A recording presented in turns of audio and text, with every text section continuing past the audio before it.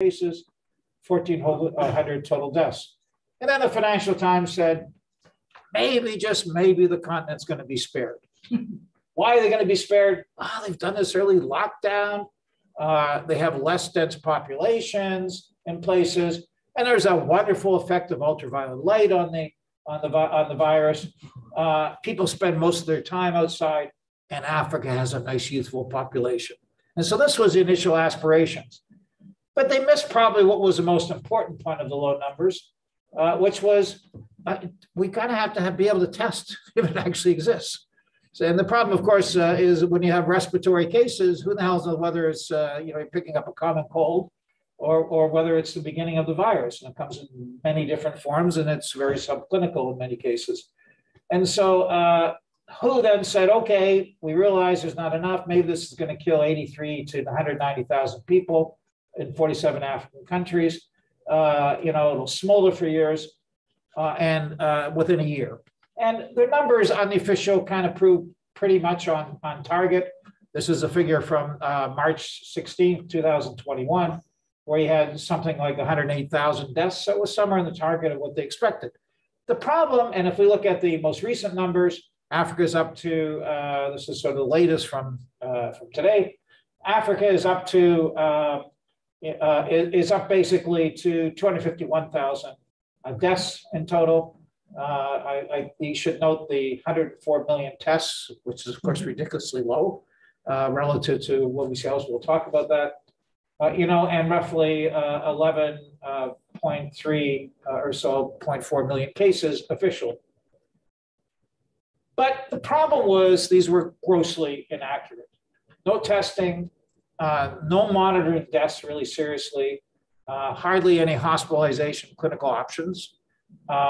Records were, in a lot of cases, very poorly done. So it was really difficult to discern accurate transmission, hospitalization, and mortality rates. So if we look at the history of the testing, and I was having a good time following this, shaking my head, seeing what was going on, because the African countries couldn't get the reagents to do the testing before they started developing these kits, et cetera. So incredibly limited, only 2 million tests by the end of May 2020, 3.4 million tests by the end of June 2020, at a rate of 1,700 tests per million, as opposed to that point in the UK, 195,000 tests per million. This is what you're looking in terms of the variance of the availability of testing in Africa and the developed versus Africa. There was an attempt now to launch aimed at testing 10 million people within 6 months, which was still ridiculously a tiny number. By the first week of August 2020, almost 9 million tests. Only 10 countries really had administered more than 200,000 tests. By the end of 2020, 25 million tests. Most of it, 70%, was just in a handful of countries. So most countries had no idea what was going on in terms of the epidemic. If you look at, for example, by October 2020, 70 million tests versus 550 million tests in the United States. So it was just a huge difference in terms of the ability to monitor what was going on and then deal with it. What about the issues of life expectancy? How do these kind of WHO data numbers are relative to trying to approximate what the real numbers? Of course, this is your worldwide figures.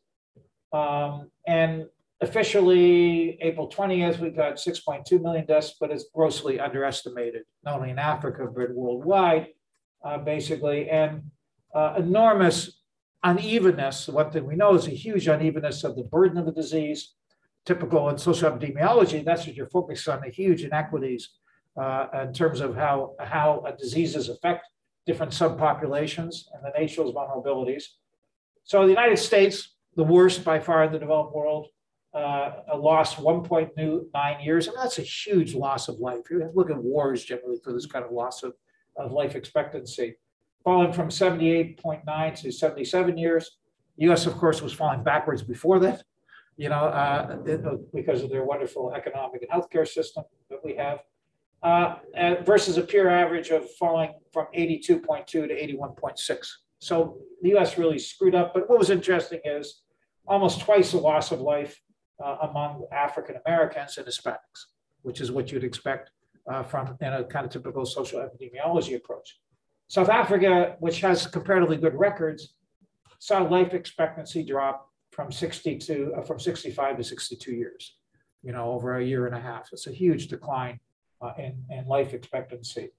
And most African countries neither have the testing or the means to officially register deaths. One cannot really get any accurate assessment. So what happened is, just to give you a quick example, you do a few tests. So in one little study they did in Khartoum, Sudan, they found when they did some systematic testing of mortality, they had 16,000 deaths from April to September.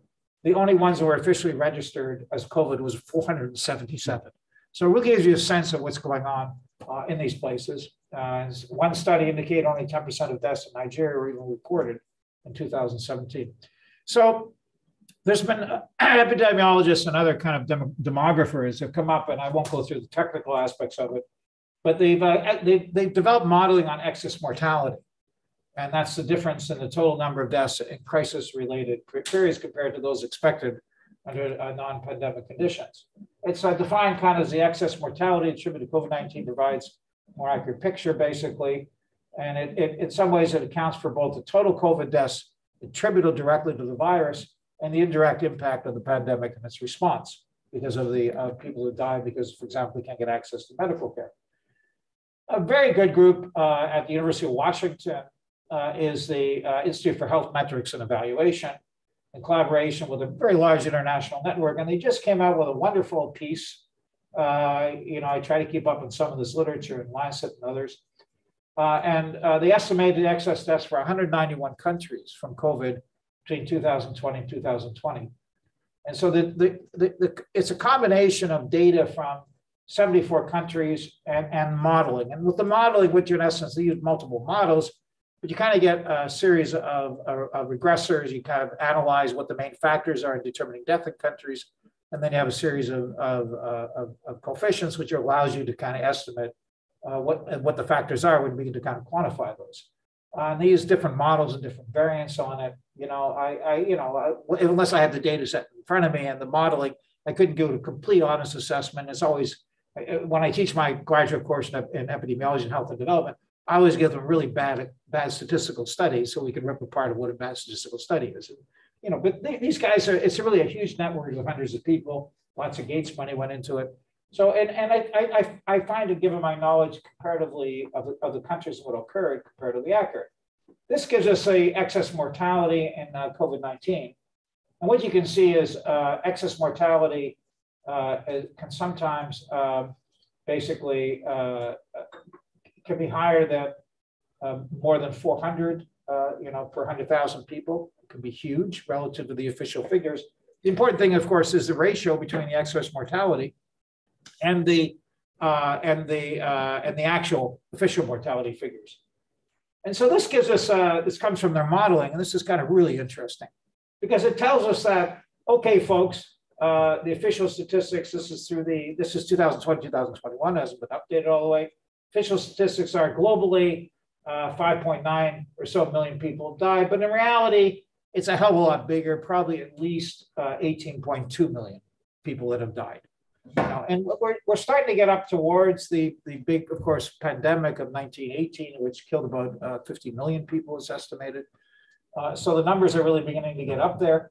And the interesting part is, okay, Africa, here's the economists and others, oh, they're doing really well. Only 150,000 people died. No, folks, it's a lot worse than that.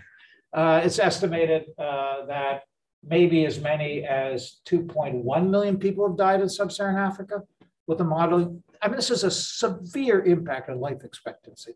This is a severe economic impact. This is a loss of a lot of people that, that basically provide livelihoods for their families. So we don't really have a sense of this, but this gives us of the economic sense of actually getting and measuring this, but this gives us a sense of the impact this is having, basically. And you can look at the ratio between mortality rates and reported COVID rates, and you can see on average across sub-Saharan Africa, it's a ratio of 14 to 1, right, the officials.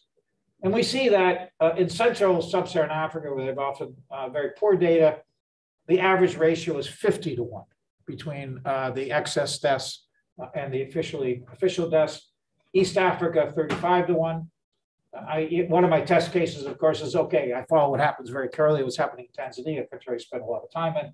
And we can see we have a wonderful excess death rate of 178 to 1, right? Why is that? Because we had this dear, wonderful president who denied that COVID existed, right?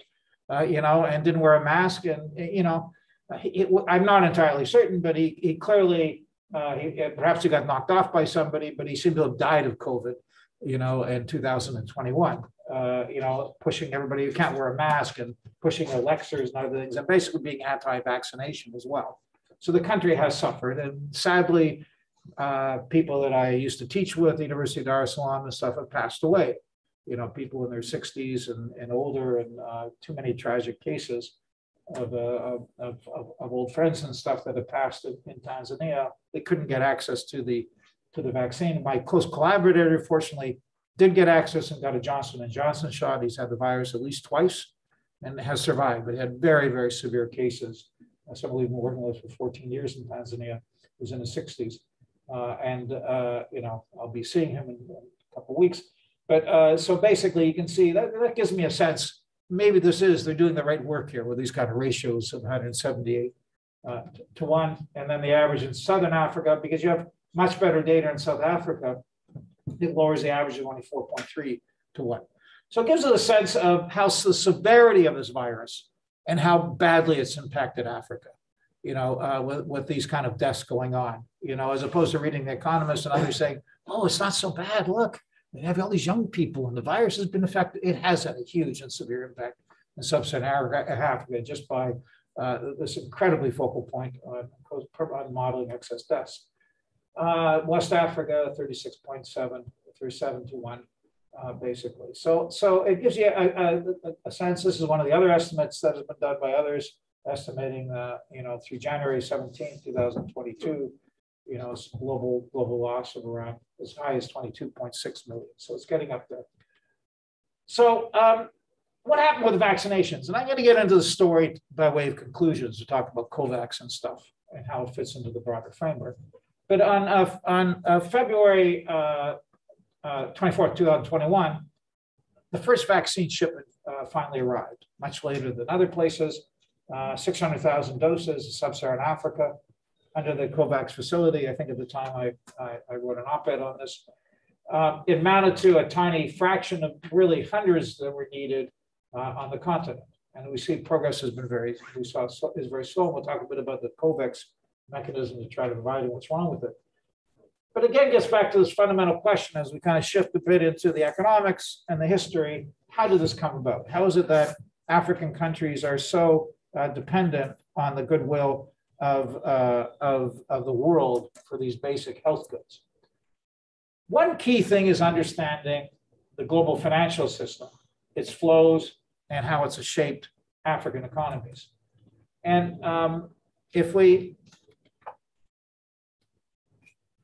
think about the nature of the global system, and it's really understanding hard versus soft currencies, as often referred to. You have what in essence is a hierarchy of currencies. How much does a currency circulate around the world? To what extent is it kind of a global store of value, et cetera? And money basically, I'm an institutional economist, money is an institutional construct. And it has four functions, we know. Store of value, medium of exchange, a unit of account, and a standard of deferred payment. But it very much, as I often show my class, I say, I have this checkbook in front of me. Just think of what would happen if I could sign it, my name on it, and it would become the global currency of Stein bucks. Just think of the power I would have in the world. And it very much is the same way. A dollar is for example, money is just a piece of paper with print on it, guys. It really has to do with the whole way it is constructed as habit, as in Babylonian terms, habits of thought common to the generality of men and women. It's really this idea of this common capacity to be able to generate this. And it's a very easy starting point off when you're trying to teach a little bit of institutional economics, about what money is. The U.S. is the top of the hierarchy of it, and has been for quite a while. And mainstream economists will sit there and say that it was somehow part of some natural order, a product, but it was a deliberate project created by the United States. And it came, and as a result, and it was long debates of what happened with Bretton Woods, but it came really as a result of the U.S. being the global winner after World War II, and anointing its currency and its rules through the Bretton Woods system. And it's been badly abused. It's a long history, but Keynes warned the hell out of everybody, saying we need to have bankers, we need to have an independent monetary system that's not subject to the wills and the economic needs of the United States. They had a big debate, of course, against White at that point. And they had and then the United States had the power and won the debate over Keynes. And so it's been a deliberate attempt. By 1973, of course, the system was abandoned. U.S. was supposed to have money in response to the amount of gold reserves at a ratio of $35 per ounce for every dollar that was out there. But we know in reality, the U.S. abused the system. By the time, de Gaulle was demanding his gold for his dollars, and Nixon said, "Go to hell, I'm not going to give it to you."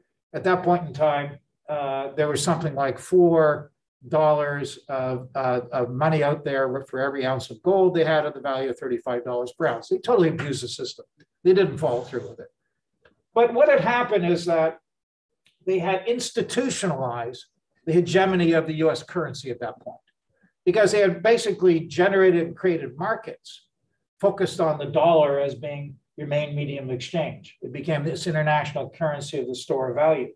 So when it's linked to the gold disappeared, although it was a kind of fairly artificial relationship, what you had then is in some senses this hierarchy of currency, with the United States deliberately creating a huge project to dominate via the usage of this currency.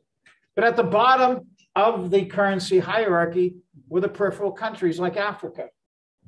This was partly due to obviously a lack of confidence in the stability of the currency, undermining the store of function or the unit of account.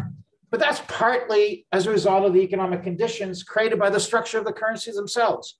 And it's a long discussion of how that transpired. And so basically, you have this enormously unequal global system where Africa then is constantly in a situation, other African countries, in trying to export goods to advanced countries to attract the financial flows in order to get the sufficient hard currency for which allows them to get access to their vital imports to survive, needing it to service their external liabilities and to deal with rapid capital flows in this world of financial liberalization, of capital account liberalization.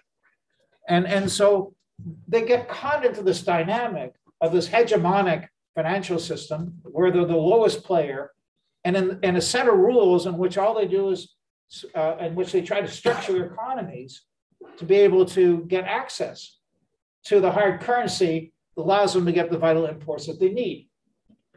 But it's more complex because you have this gross asymmetries embedded in the financial system. And that has reduced the policy space of African governments. It's dramatically constrained their sovereignty, and it's had a huge impact on shaping the social, political, and economic structures of African countries. What happened, of course, is that African countries are caught into this boom and bust cycle of commodity exports, and also now affected by the global pandemic, and now, of course, dramatically affected by what is going to transpire with the huge rise in the price of food, which is going to have a huge impact as a result of removing Ukraine from the basket of food producers. And so they find inevitably a situation where the pandemic and these crises puts them into the bosom of the International Monetary Fund. So what does the IMF do to them? Well, if you want your hard currency, you basically have to perform in certain ways, which end up being very pernicious for your economy. And so this is exactly what happened in the 1970s when African countries went through a crisis because of the dramatic decline in commodity prices in the late 70s, the rise in oil with the oil shocks, basically. They did it at a time in which they had to go to the IMF, the international community, just when there was an enormous paradigm shift in terms of neoliberalism. So neoliberalism became the operating model of the World Bank and the IMF. I've written and others extensively on this issue. And it had a dramatic impact in some senses of putting in place policies which enormously exacerbated the structural weaknesses of African countries. Same thing going on again. They're back in the bosom of the IMF. But much of what Africa has to do is spends all this time underlying and taking mechanisms to try to avoid these punishing policies. We'll talk about this in a moment. But basically, what are these? Well, the IMF provides financial assistance to developing economies based on loan conditions, calling for typically fiscal austerity, reductions in spending, lowering wages, raising interest rates. And the idea, of course, in very simple terms, it's, I do the simple math in my classes, the Pollock model, but it really is, in very simple terms, trying to reduce the absorption capacity of economies. And if I can put it in simple terms, you create a recession, so you have a decline in your demand for imports. And that's really what the focal point has always been, based on monetary models of the relationship of how the money supply is ordered in that case, and its relationship to the external balance of payments. And so the whole idea is what's to make you, and to this point, you still hear this, people have to live, they're living beyond their means. The only way you can do to reduce it is reduce your standard of living to live within your means, right? And in the process, of course, it cuts down to your capacity to be able to produce those means of survival. The IMF itself, even with the research department, has lots of papers concluded that cutting public spending during economic crisis can actually make the crisis deeper, longer, slower in recovery, cause a damage to workforce productivity, basically, and as a result, have a very problematic impact. But other non-IMF economists and others have pointed out for a long time, including even some fairly mainstream people, about what the negative consequences are. And so what ends up happening is these countries say, we should avoid the IMF. And they do everything in their power to try to save up the hard currency in their good times, not to spend it for the purpose of building their infrastructure, developing their healthcare and their education, but to avoid the International Monetary Fund with big reserves so they can stabilize in case the economy goes down with their sufficient hard currencies in this world of currency hierarchies. And so it lays a situation in some senses of, we want to at least be able to do, so it's kind of really interesting because the Great Recession, African countries had built up some reserves. I wrote a paper on this, and it was the first time they actually were able to do, anti-cyclical fiscal expenditures and expenditure and money supply, because they didn't go to the IMF. They were able to avoid it. Sadly, they're back in the hands of IMF with this pandemic. And that was because they built up these reserves. But instead of using the reserves for the purposes of transforming their economies, it's all sitting there as a mechanism of insurance to avoid the International Monetary Fund, basically. So they're able to at least deal with some counter-cyclical policy mechanisms that were usually not available to them, because the IMF comes in with their pro-cyclical approach. So the real problem is this: because being dependent on commodities creates the conditions that keep you dependent on commodities. Because commodity producers are price takers. And that's a whole other discussion of what's happened with those markets and how those prices are formed in these commodity markets in the world of speculation. But it's created these conditions of boom and bust cycles. And it does not allow them to transcend the reliance on commodities. And that creates then the condition of what we call, what I refer to as a vicious cycle commodity dependence in this global world of hierarchies of currencies. And the impact, we wrote for a long time on the impact of neoliberalism on the continent. Very briefly, for those not familiar with it, the neoliberal policy forms under what was called structural adjustment, the IMF and the World Bank, entailed market liberalization, privatization, macro stabilization, charging user fees on health and education, all supposedly to gain static efficiencies, but instead led to exclusion for the poorest. Social expenditures and privatization of social service and healthcare and education made conditions worse in Africa. In fact, life expectancy dropped 4 years in the 1980s and 90s in sub-Saharan Africa when the Western world was expanding. And it put them on the wrong trajectory. It eroded their capacity for scientific research. I've written extensively on the impact on the universities, the huge declines in user expenditures and research capacities and institutions in these countries during this period. And it was a notion, if you read the education papers of the World Bank, they basically argued Africa really doesn't need universities because it's not really with their comparative advantage. You know, all you need is maybe some primary education, but then they did something really stupid, which introduced user fees in primary education, so people stopped going to school for a couple of generations. Just a brilliant approach. I mean, in some ways, these people need to be held accountable at some point in the future. It was an absolute disaster. But from the perspective of the capacity to deal with the kind of research necessary to develop your own pharmaceutical industry, to treat your health and population, those capacities dramatically eroded over this period of time as universities found themselves in crisis. It also, of course, as another thing, led to an opportunity to completely transform the economics profession, neoclassical terms, by dramatically cutting their salaries and then providing rewards and training people in neoclassical economics. And it really put them in this wrong trajectory to combat any future developments, any future pandemics. This gives you a little sense of where we are in 2020. Really incredibly tiny hospital beds per 1,000 populations gives you a little flavor just how bad things are. And this is over a period of expansion. You know, in some countries, less than, 0.8, 0.32 hospital beds per 1,000 people. And that's nothing. Even hand washing capacity, not even there, because you don't really have clean water in a lot of places. You know, we've been doing research in rural Tanzania. I shake people's hands that probably haven't been washed in 2 or 3 years, and you have to do that. And then we kind of use a little bit of alcohol spray afterwards. But there is no water supply. If you go around and you do a survey in the rural areas, as we've done in our work, the number one issue in more than 50% of the cases, what would you want if the government could help you? It's always one word: water. Because it's simply not available. Not even the issue is for irrigation, for drinking, for even washing your hands, even in being able to afford basic facilities, and so very problematic with very, very basics. So the declines in spending in a world of already poorly developed infrastructure, low productivity, climate started living, really attracted very little FDI, which could have been a capital flow that could have had a positive impact.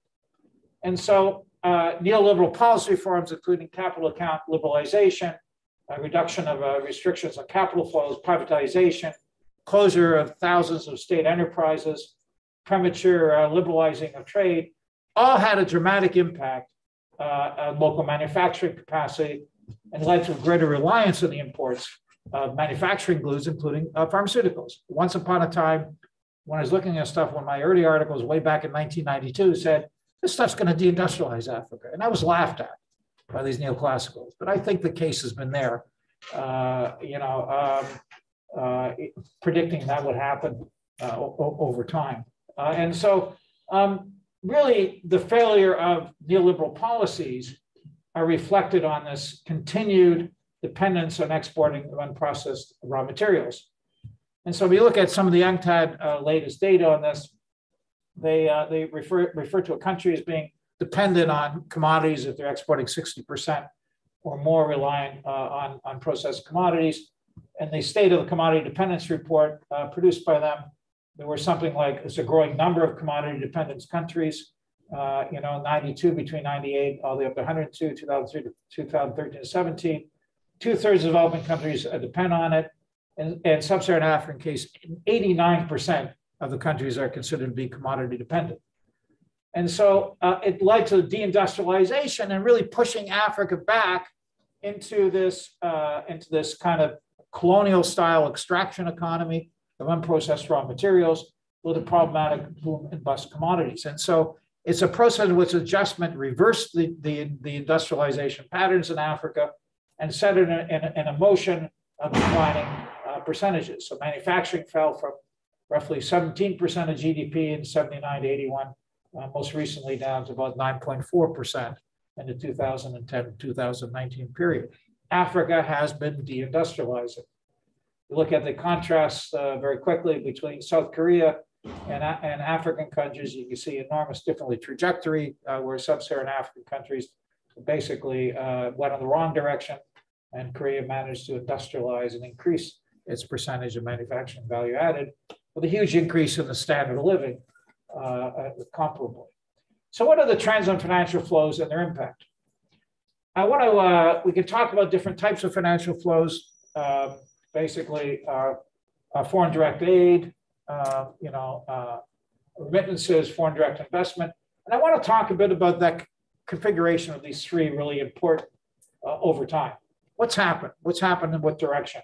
And a bit on the deck tables that tell us a bit of a story of how the susceptibility to structural adjustment neoliberalism is directly linked to what your source of financial flows are. In this case, the greater the reliance is official flows, the worse off you are in terms of your policy space. So we historically look at remittances and FDI, which were very tiny relative to ODA in the 1980s and 90s.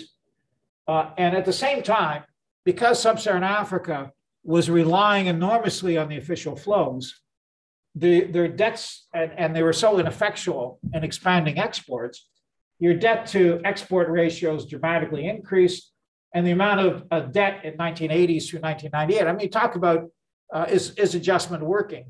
Well, just on the basic surface of we're borrowing for the purposes of having a supposedly positive impact on the economy, and what ends up happening is all we do is raising our debt. You know, there's something wrong on the surface.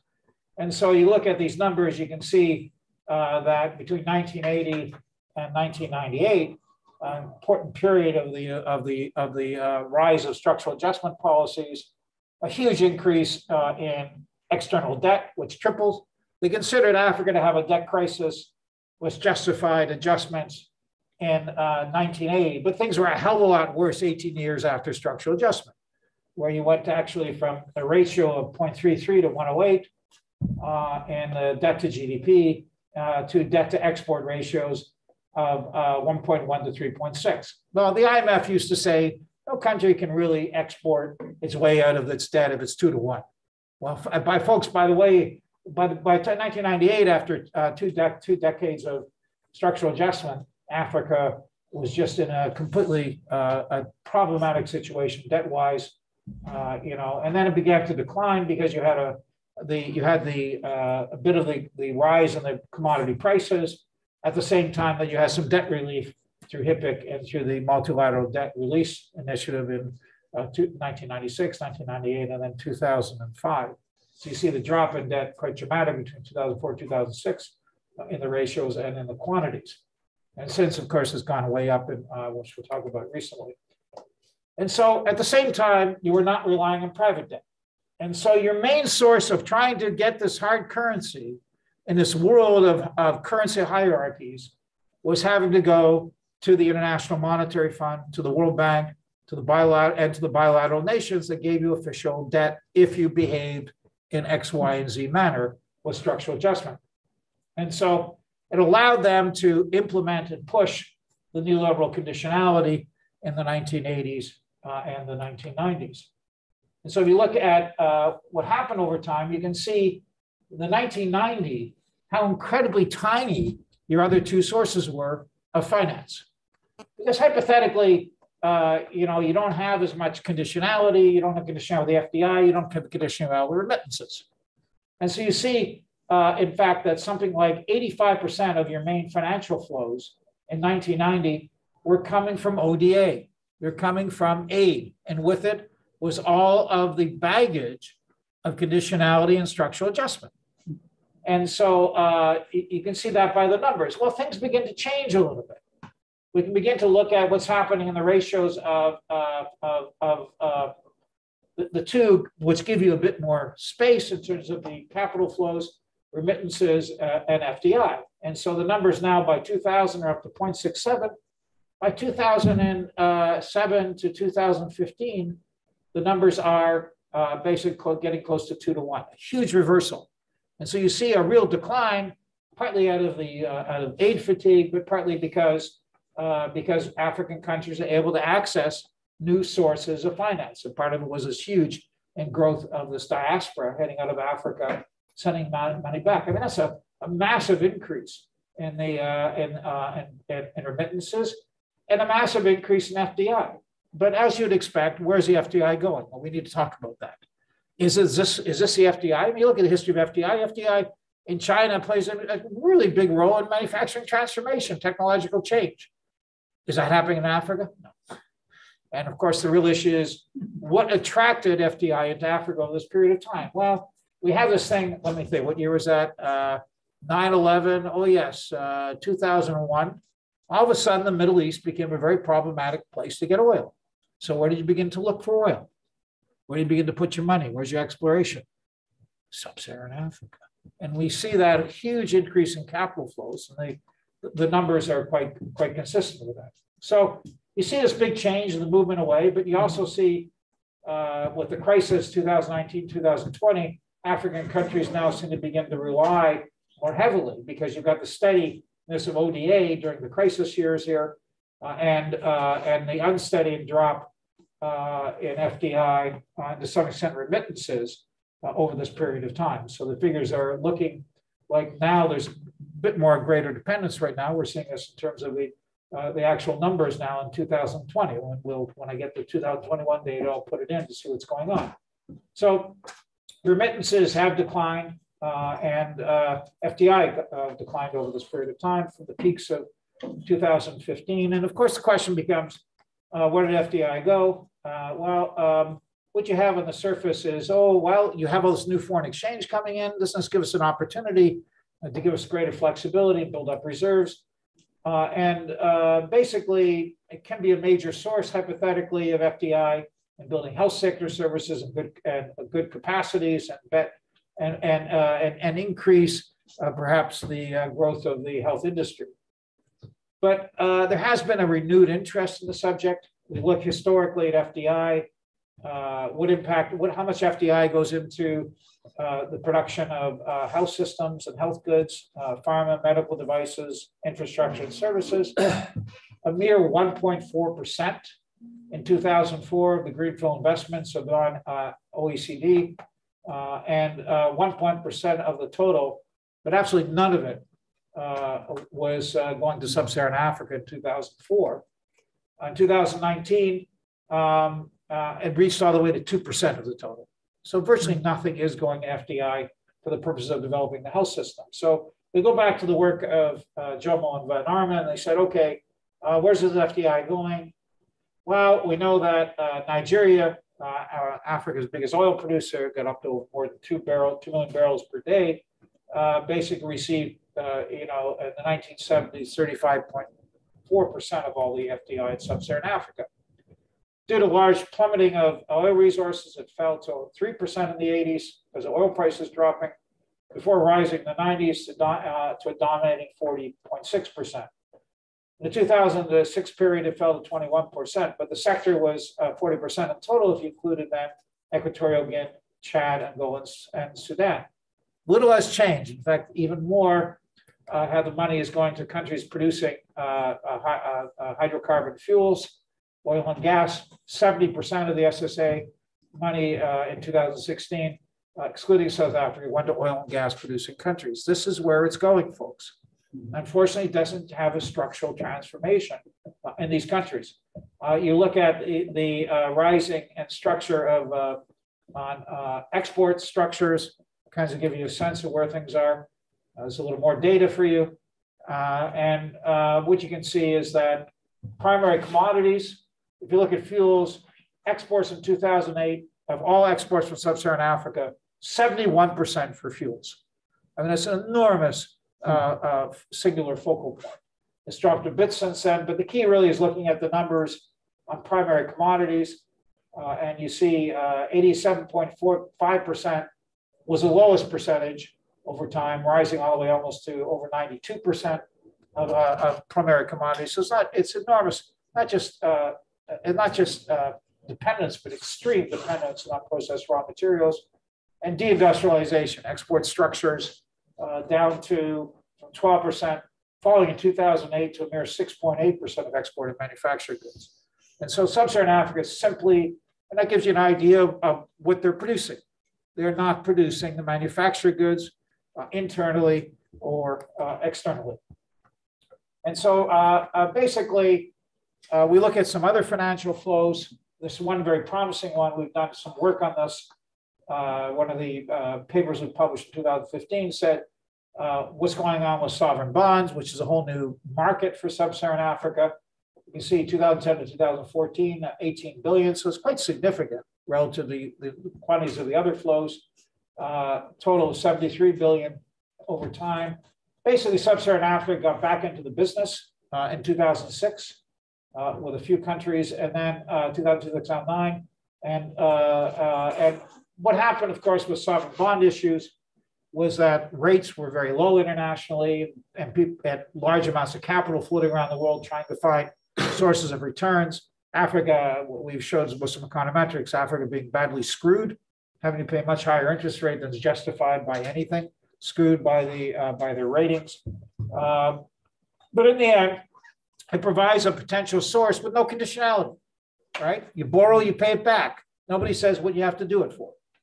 And so this has had some potential in terms of the usage. Seychelles, the first country in 2006 getting into the bond issue, even Ghana, the first country getting in with the market.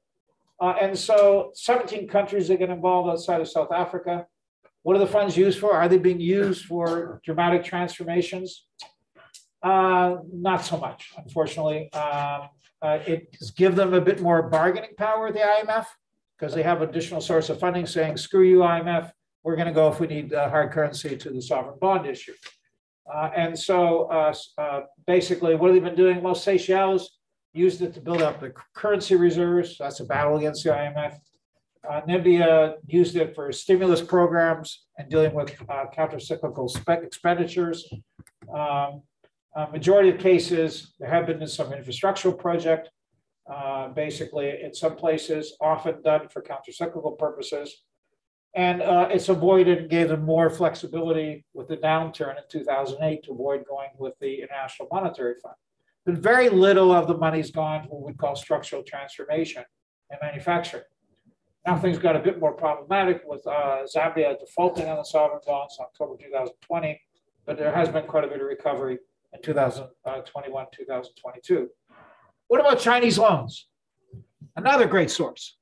Are they the hope for Africa to transform their structures? Well, let's investigate it. Okay, so between 2000 and 2019, there really was a whopping amount of loans from China. The total exceeded 153 billion. Overwhelming focus on infrastructure over the last 19 years. Some going to transportation, some going to power, some communications, some to water. And the largest area of non-infrastructural focus was not manufacturing, it was mining. And so the question becomes, does some of this have an impact? Potentially. Roads and electricity obviously have potential power. We can see the vast majority of it coming from the Chinese Export-Import Bank, around 86.2 billion, and also basically from the China Development Bank. Most of it is not official government lending. It's through these kind of quasi-development banks that often put consortium together to lend it. There's guarantees. The guarantees are often very heavy expenditures to a Chinese company that provides the insurance on it. But also some of it has to do with, does it lead to manufacturing? Not much state-owned is available. If these are state loans. There have been a few exceptions going into manufacturing. Some refineries in Sudan, Chad, and Niger, cement factories in China, Ethiopia, Eritrea, Republic of Congo, some sugar factories in Ethiopia and Sudan, agro-industrial milling projects in Zambia, Mozambique, and gold borrowed funds for the expansion of some state farms to produce some grains. But for the most part, China's loans have buttressed existing structures. Often, in some cases, they've been secured actually with resource flows. For example, the Chinese loan to Ghana, the Bui Dam was secured with the revenue from the export of cocoa to a Chinese company. Income streams were tied to resource exports, such as oil, and DRC, Angola, Equatorial Guinea, Sudan, and Congo. Ethiopia actually used not oil they don't have, but they had sesame seeds. So they ended up having a long stream of sesame seed going off to China to pay for it. In general, the structure of trade gives you a sense of what's going on. Is China helping change the nature of the structure of trade? And between 2014-19, 96% of exports from sub-Saharan Africa to China were in primary commodities. Guess what, folks? That's worse than the general figures. So it's mostly resources heading to Africa, 60% in fuels. Imports have been overwhelmingly in manufacturing goods, 77% in the total. And there tends to be a trade deficit averaging around $12 billion per year. So let me begin to conclude, and then we'll open up for some questions. And I want to tell a bit the story of what's going on with vaccines. So despite the changing nature of the flows, African economies are still increasingly excluded from much of the changes of the global economy. The value of Africa's total trade was 106 times higher than in 1950. The continent's share in world trade has declined over the period from 6% to a meager 2%. And of course, one of the reasons why is, as I point out to my classes often, I say, pick up what's in front of you. It's a computer. I said, how many natural resources are in there? Not much. It's all information and technology. And Africa has unfortunately not participated in a lot of that revolution, which is embedded in the technological transformation. And, there's not much technology in a cashew nut, folks, but a lot of technology in a computer. And that's where the value added is. And so that's been the great problem in a lot of this in terms of the nature of the rising standard of living in Africa in comparison to other places. And so FDI inflows have grown 35 times between 1972 and 2019. But actually, Africa's share in world FDI dropped from 10% to 3%. So it's been declining. It's been getting more marginalized. And so, the question is, suggests some way that Africa is increasing its integration in the global economy, but actually it comprises a much lower role than even after independence. Africa is basically in the wrong business, unfortunately, and it has to do with the whole nature of the structure of these global flows. And so it has to nature with the whole global financial architecture as well. And so the failure of the international system to effectively supply liquidity to African economies in moments of global financial crisis is a huge issue, and without all the baggage that's associated with it. The other problem, which is a whole long issue which has been tremendous work done by James Boyce and Leon Sidikamina on the issue of illicit capital flows, where it clearly shows Africa as a massive net creditor to the rest of the world, rather than a debtor. Inability to stop tax evasion, tax avoidance schemes, deprives African economies of their due taxes, inability to divide the national system for an orderly workout of sovereign debt, restructuring problems now rising again. We can see this if we look at the figures. Rising debt now, debt ratio is starting to get back to crisis levels.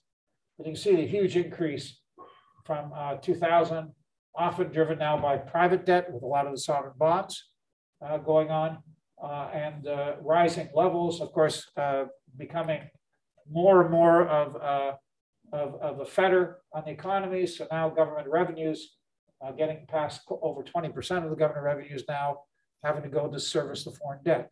This is a huge, can't do much if you're allocating 20% for those purposes and doing the things for your population if it's going simply to service this rising debt, which had fallen to much more manageable levels with the rise in commodity prices. They have to do less borrowing. Now the huge increase in 2019, now exceeding the 2000 level. And so all of these aspects of the current global system from this neoliberal development model really undermines the structural transformation of Africa. countries to the aid, trade, and global financial system is an enormous disadvantage led by this hierarchical currency system. It undermines the ability of economies to build tax bases which are capable of financing increases in long-term public investment, health, and education, which could support the transformation of manufacturing.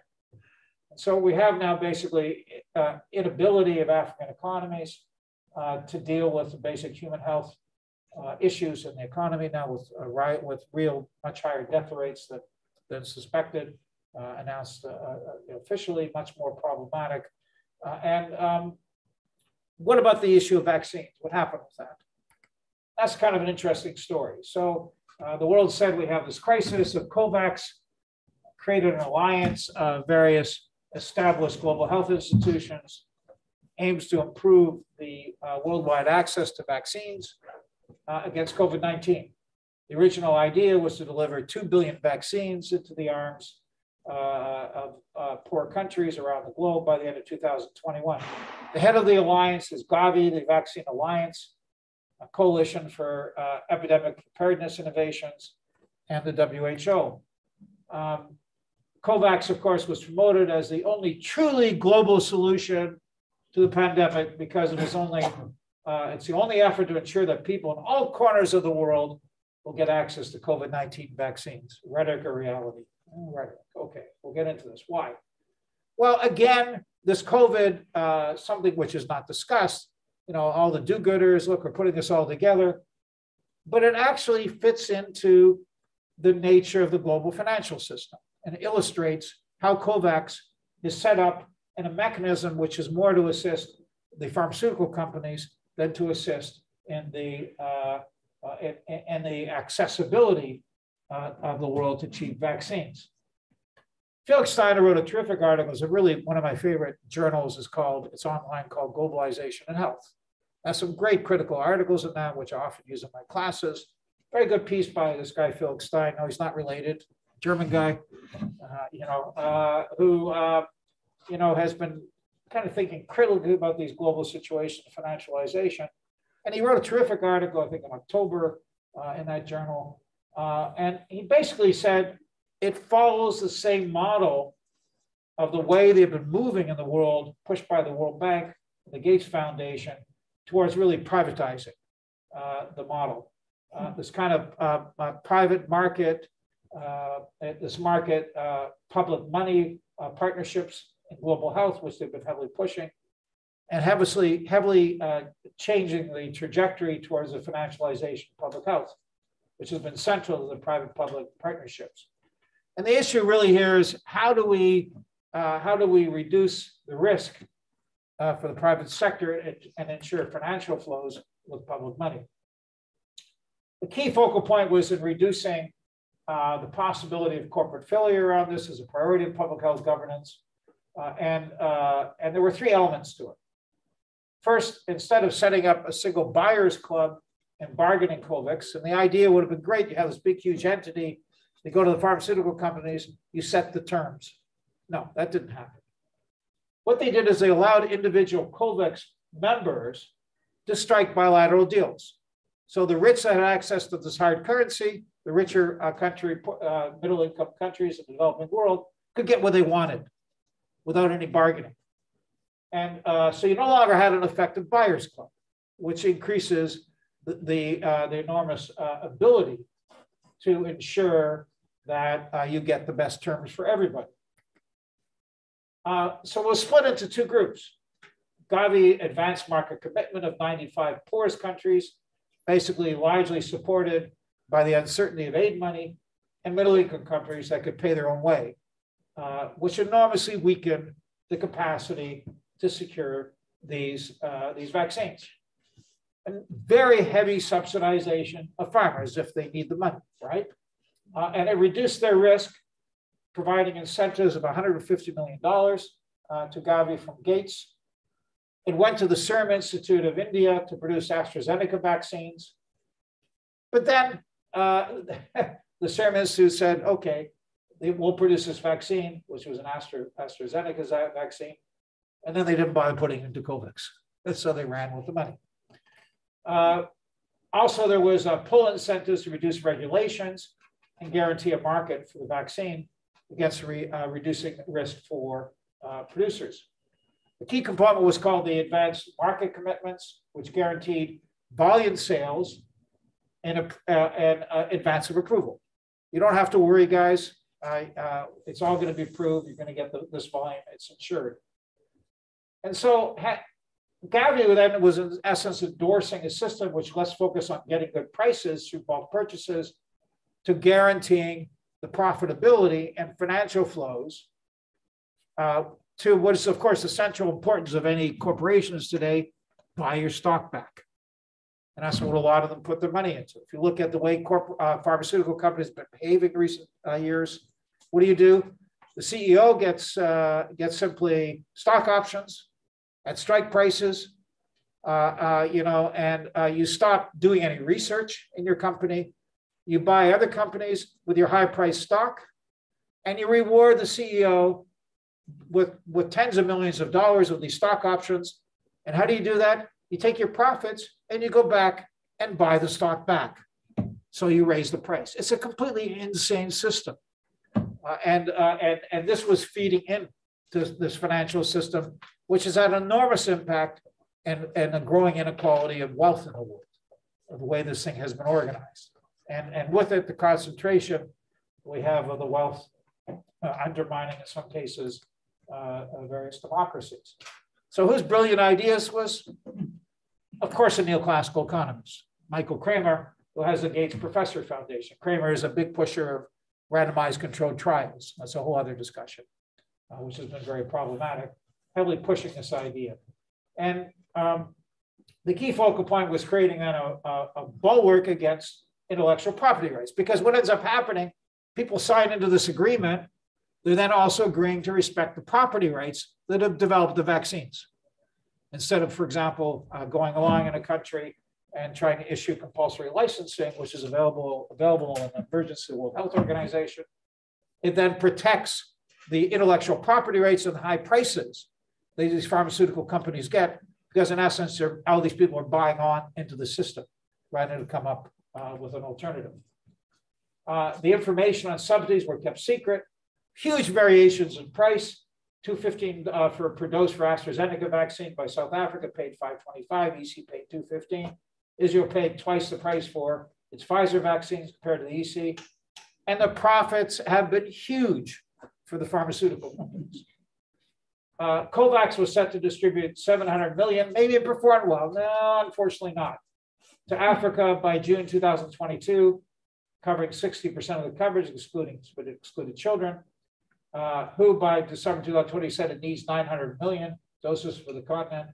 COVAX by February 2022 had only now come up with 340 million, less than half of what they promised, with enormous uneven distribution. Well, what about sharing the technology? So maybe we can produce these things in Africa. Yeah, there's a thing called intellectual property rights, but huge resistance on that. On February 18, 2022, who finally announced, after huge pressure, the first effort to produce the messenger RNA vaccines in Africa, with Egypt, Kenya, Nigeria, Senegal, and South Africa, Tunisia, but it will take many months to implement. So where are we? Once again, Africa countries waited with their hats in their hands, like beggars, until the Western countries opened their eyes and said, oh, you guys over there need something? Maybe we'll throw a few crumbs in your direction. I'm glad to favor in their direction. Let me stop there. Thank you. Thank you very much.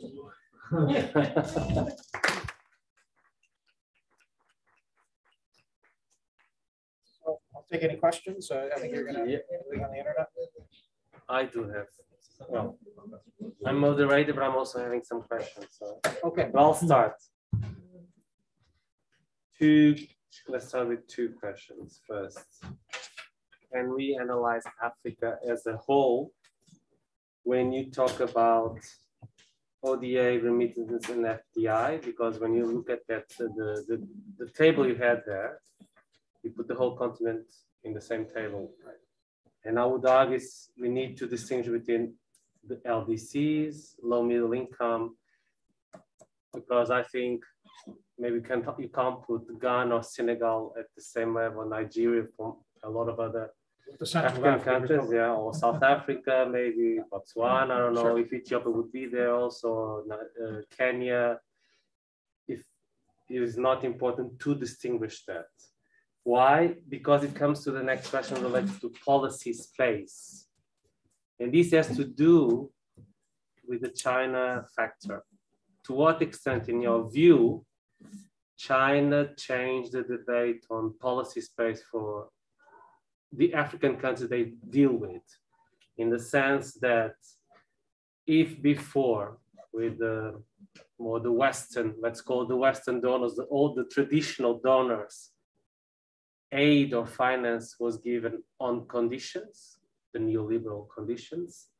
Maybe in the case of China, it's not such an approach, and maybe it gives some policy space in terms of development.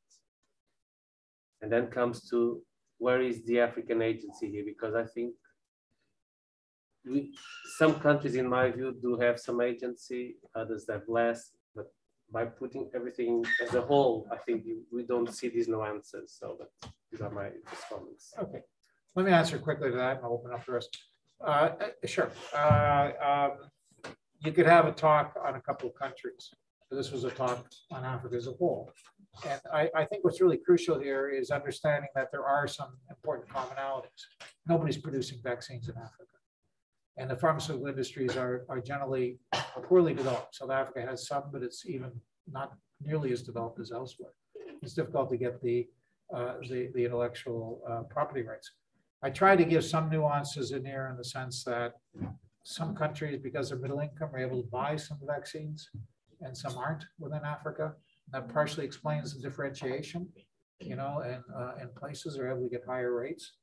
I would argue that the patterns of deindustrialization are pretty common in Africa. There are a few exceptions we could get into. Ethiopia, for example, has done some industrialization. One of the promising areas, South Africa has gone through terrible deindustrialization. Followed that pattern and started from a higher base, and so there are elements which are common. I think the patterns of deindustrialization, the way in which conditionality was imposed varied, because obviously South Africa never had an IMF loan, but South Africa simply decided because of gear to follow the same pattern of neoliberalism. There's long discussions and debates going on in South Africa that occurred. In Tanzania, once upon a time, you know, I produced a book on Tanzania and the IMF, because Tanzania was the last of the ones to get into it. But it was incredibly important, as I explained before, in getting Tanzania to agree to it. So what I'd argue basically is that there was, in this analysis, you're looking at the general global structures. Pretty much all of sub-Saharan Africa suffers from this currency problem.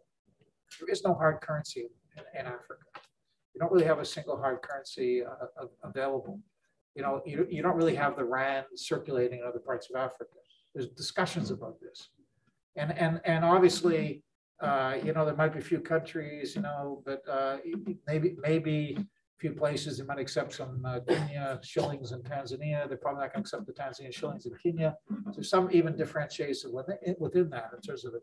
But in general, there is no hard currency in Africa. And you're still subject to the need to go after these flows within sub-Saharan Africa. That creates the problem. Where's the agency in this? Well, I mean, the issue in all of this is the battles for agency, and that's exactly what I was talking about in terms of the need for African countries. They're able to take their reserves and avoid the IMF, to avoid the conditionality. And so there has been a constant battle for agency in this particular case. But sadly, you can look at general patterns. You don't have a really vibrant example in any sub-Saharan African country of industrializing transformation to this point. You know, Mauritius went through a period of clothing manufacturing where they had to go from sugar production to clothing, and they kind of got out of that because they lost the multi-fiber agreement that gave them access to the market. And they started moving offshore. And so that's part of the big issue.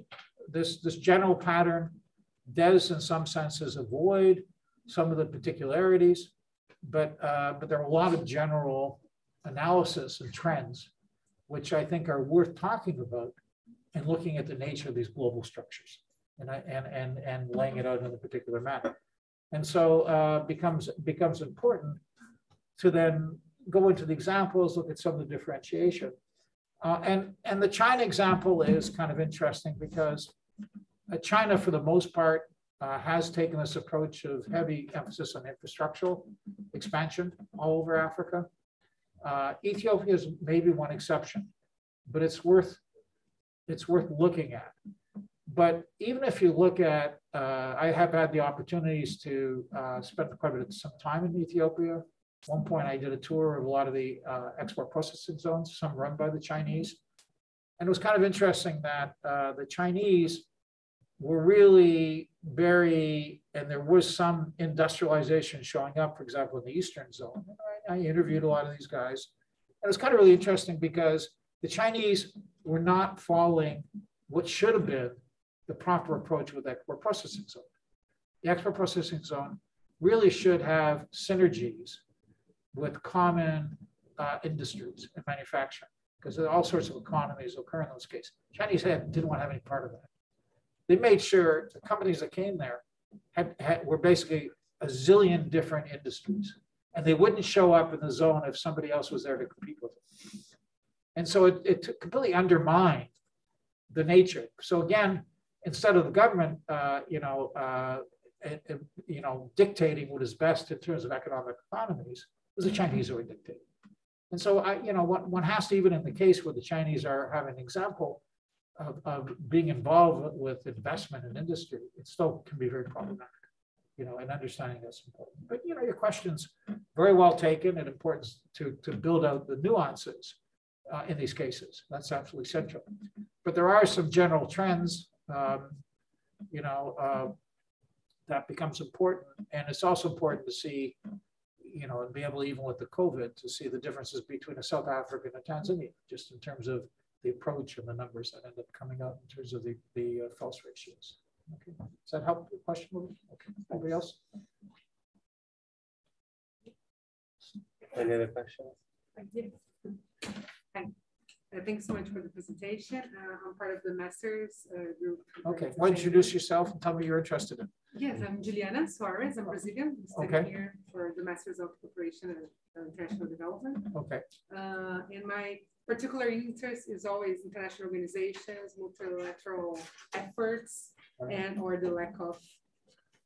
And I was interested in understanding your perception on how you pointed out the weaknesses of the COVAX initiative, and do you see that there is little or a lack of scientific production or investigation around, or maybe a glass ceiling when it comes to understanding the actual contribution of these alliances, and noticing that in such a recent date, such as the pandemic, and a very new alliance that could have learned from past mistakes, and seeing the failures of these efforts makes me wonder, what do you think are the blind spots of such investigations, so that we keep an eye on it for this type of alliances or its fractures in the future? Yeah, I mean, let me respond quickly to that. The big problem now is we have a big elephant in the room all the time on this issue of the nature of the healthcare systems internationally. It's called the Gates Foundation. They have so much money, and the tens of billions of dollars, and they have so much influence. And Bill Gates, and I at one point I had a big argument with their second commander of the Gates Foundation, because he was very heavily focused on the need to privatize healthcare in Africa. And so we had a huge argument about the erosion of public clinics, in this place, and the movement of the healthcare into it. And this has been a strong component of the Gates Foundation. I mean, part of it is that, and I said they've gotten somewhat better, but they really, when they started out, they thought they could, there could be a technical solution to all of Africa's development problems. and it could be solved with some money and research in the developed world, and that would solve the problems in Africa. You know, and there was very little understanding of the history of the dynamics. Also heavily influenced by mainstream economics. I can assure you, the Gates Foundation has never contacted me for my opinion. But you know, they woke up a bit at some point and said, they actually brought in Morton German, who's been very critical of the GDP statistics, and he went and gave them a talk. Morton told me. So they have been broadening it out, but they have this ethos, which drives a lot of these things. And it's even the role that they play, you know, with HIV/AIDS, you know, and huge money they put into the the Global Fund, and you know, and at one time I had a project on diarrhea and dysentery with some public health grad students from the University of Michigan. We went to Mwanza way back in 2007.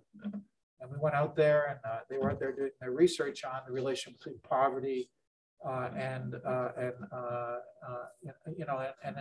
intestinal diseases, you know, gathering data and everything. And I was working with the local public health officer, and the official was in this horrible little building and with no screens on it, with no functioning computers. No, electricity was off most of the time. We had to hire the cars. At one point, we went over to the health office, which was supported by the Gates Foundation. You know, and what were they focused on?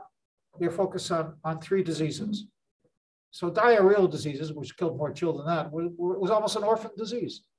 And sarcastically, my colleagues used to call it the ATM. Right? You know what an ATM is, right? Yes. Right. So what does ATM stand for? AIDS, tuberculosis, and measles. And this is what these guys were focused on. And so the world of ATM was very rich. These guys had the latest Land Rovers. We went over their offices. I finally got cool, and one's as hot as hell, you know.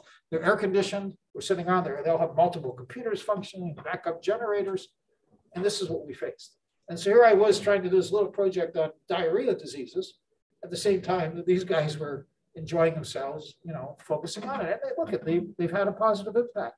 But this is the problem we have now in the world of this huge agency. And it's hard to overcome because there's so much money. Other comments, questions? I also have a couple of. Sure. That's okay. So thanks a lot, Howard. It was great. Just last one. As these are last ones. Howard needs to get to know. Almost 2 hours. It's a lot. But so I think you made a very clear, very useful, brilliant case on how financial flows weakened and left Africa ill prepared to face the pandemic and the situation. I wanted to ask you about the relationship in the other direction in this case. To what extent has the pandemic and the lockdown actually worsened and aggravated the debt situation in the immediate present, leaving possibly Africa exposed to the possibility of an immediate debt crisis? There's been a number of defaults worldwide, I think, but as far as I know, mostly in Latin America, I think.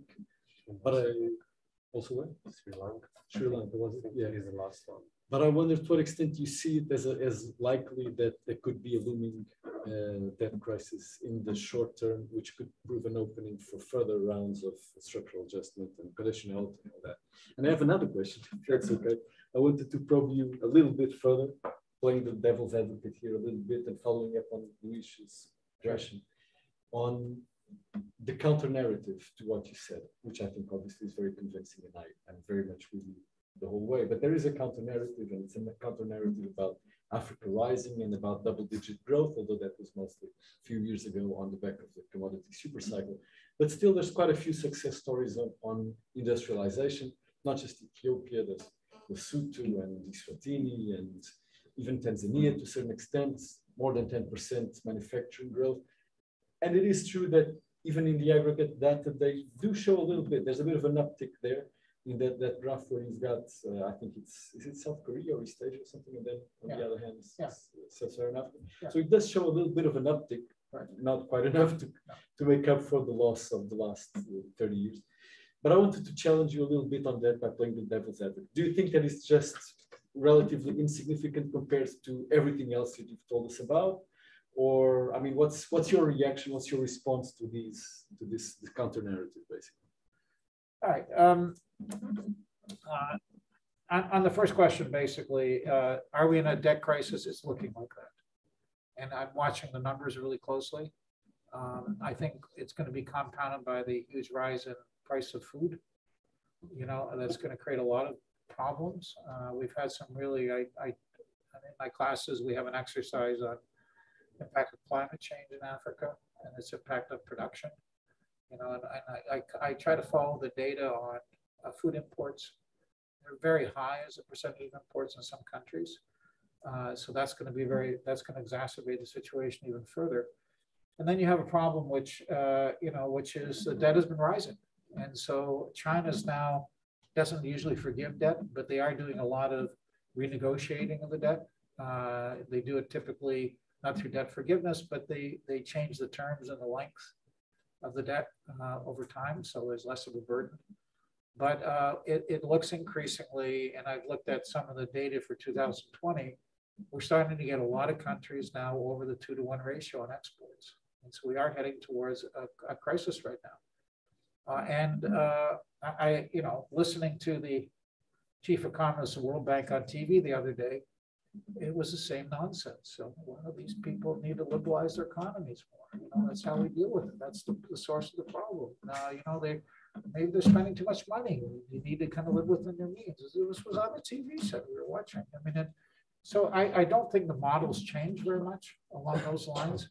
And so I am very concerned about the stop and go. The issue, of course, will be the debt sources a little different now because of the sovereign debt, and that could have a big impact on the markets. African countries are doing whatever they can to avoid defaulting on that because it's so problematic to what they're paying. They're paying down very high interest rates again. And the other issue is the ratios, relative to China. So maybe because you're dealing with, there is no mechanism to do with the sovereign debt crisis now. We don't really have a good approach. It's very difficult to deal with through the London Club with these sovereign debt issues. So it's going to be very challenging. A lot of it is not so much official debt yet, but what will happen is, typically what will happen is to be able to deal and keep current with some of these, they're probably going to have to take more loans out from multilateral debt sources and bilateral debt sources. That will raise the problematic nature of that. So I'm very concerned. It's a bit of a different makeup than before, and hence there'll be different players and how it's going to play out. But you can increasingly see all these new facilities put by the IMF dealing with COVID, and it's really raising the debts. The number of countries that are involved with that. Virtually, I was keeping the numbers on it. Almost every sub-Saharan African country has one of these facilities at this point in time. So it is disturbing. The second case, very quickly on the counter narrative, I'll be very, very quick on this. Part of the issue is, it's like there's a big debate. This guy Melbourne wrote a very good piece on it. Oh, look at African middle class, African Development Bank. Middle class, it's really rising in Africa. And that's going to be a source of great transformation. Well, how do they define a middle class? Between $2 and $20 a day? Really?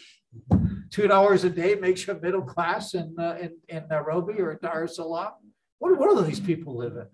And so, and our figures, there's a lot of talk based on the data we've just been looking from our Tanzania project. Very high levels of poverty still, particularly in the rural areas. People are still really, really poor. The official figures are way off to the analysis that we developed based on imputed income. And so what I'd argue basically is, in some places, it's more of a hollowing out than a creation. The kind of ways in which you create a middle class is problematic. I'm very hopeful in places like Kenya, partly because the education system is so many university graduates now.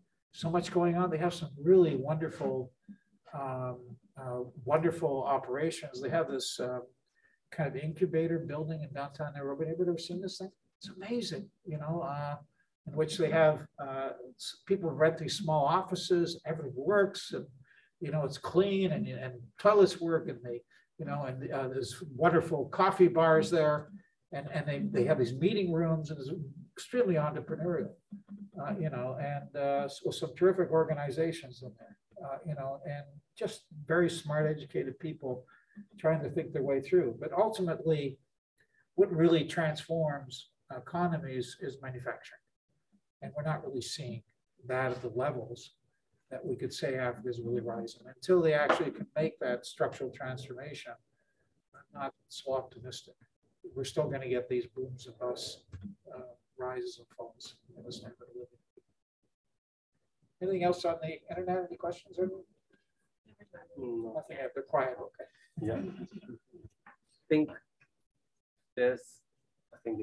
this is it. Okay. I think you've been speaking for almost 2 hours now. Thank you very much for your time, for being here with us today, for your great talk, and we learned much about it with it. Thank you very much. Thank you for inviting